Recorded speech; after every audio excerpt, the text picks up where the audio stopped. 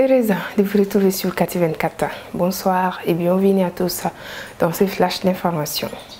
Dans un communiqué, le gouvernement de la transition a déclaré persona non grata le directeur de la division des droits de l'homme de l'administration suite à ces agissements déstabilisateurs et subversifs en violation flagrante des principes et obligations des fonctionnaires des Nations Unies. Le chef de la division des droits de l'homme, Ngefa Antodogo Andali, expulsé ce 6 février, l'expulsion du dirigeant onusien intervient après l'intervention critique d'Aminata Diko au Conseil de sécurité de l'ONU le 27 janvier. Elle suit par ailleurs celle du représentant de la CEDEAO et celle de l'ambassadeur de France. Après le départ de Barkhane, le Mali donne 48 heures à Ngefa Antodogo Andali de quitter le Mali. Délai annoncé officiellement par le porte-parole du gouvernement malien dans un communiqué à la télévision pour que Guillaume Ngefa Antodogo Andali quitte le territoire. La partialité du directeur division droits de l'homme est le motif invoqué par le communiqué du gouvernement.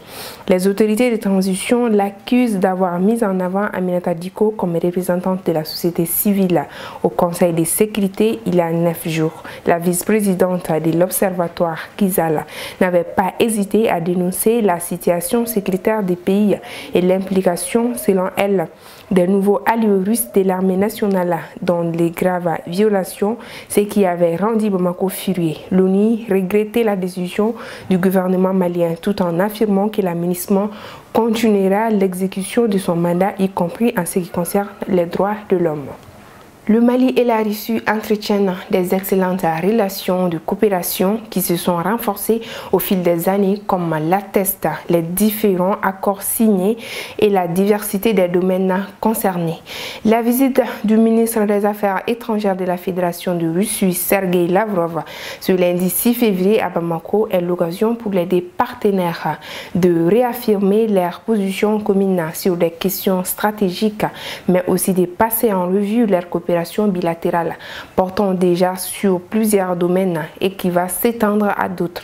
Le communiqué du ministère des Affaires étrangères et de la coopération internationale précisera que le chef de la diplomatie russe à la tête d'une forte délégation effectuera une visite d'amitié du travail au Mali les 6 et 7 février, première du genre des ministres des Affaires étrangères russes dans notre pays. Cette visite de haut niveau s'inscrit en droite ligne du choix politique opéré par le gouvernement de la transition d'élargir et de diversifier les partenariats stratégiques conformément aux principes clés guidant désormais l'action publique au Mali.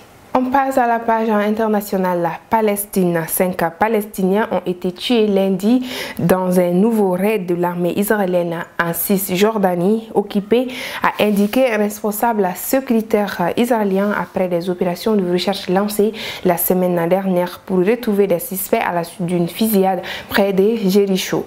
Le Hamas a confirmé dans un communiqué que des combattants de sa branche armée avaient été tués dans un affrontement armé avec l'occupation sioniste, sans plus de détails. Le raid mené au petit matin survient dans un contexte de flambée de violence israélo-palestinienne et après d'une semaine après que les autorités locales palestiniennes ont dénoncé un siège imposé à la ville de Jéricho par les forces israéliennes depuis une attaque menée le 28 janvier. Située non loin de la frontière jordanienne, Jéricho est une ville touristique de la vallée du Jourdain, généralement épargnée par les violences. Selon le responsable sécuritaire israélien, l'armée détient les corps des 5 Palestiniens tués au cours de cette opération menée à l'entrée du camp des réfugiés palestiniens à Rabat Jabra à Jéricho.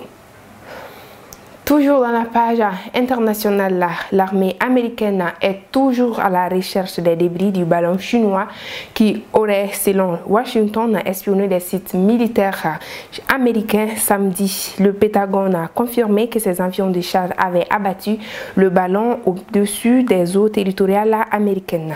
Le panache des débris s'étendrait sur environ 11 km en eau relativement peu profonde au large de la Caroline du Sud.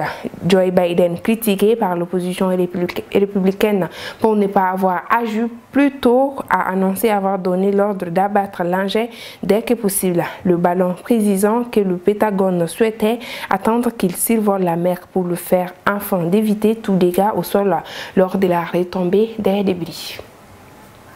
Voilà, c'est ainsi que nous clôturons ces flashs. Merci à vous de l'avoir suivi. Restez connectés sur KT24. L'actualité continue. Passez une très belle soirée. À demain.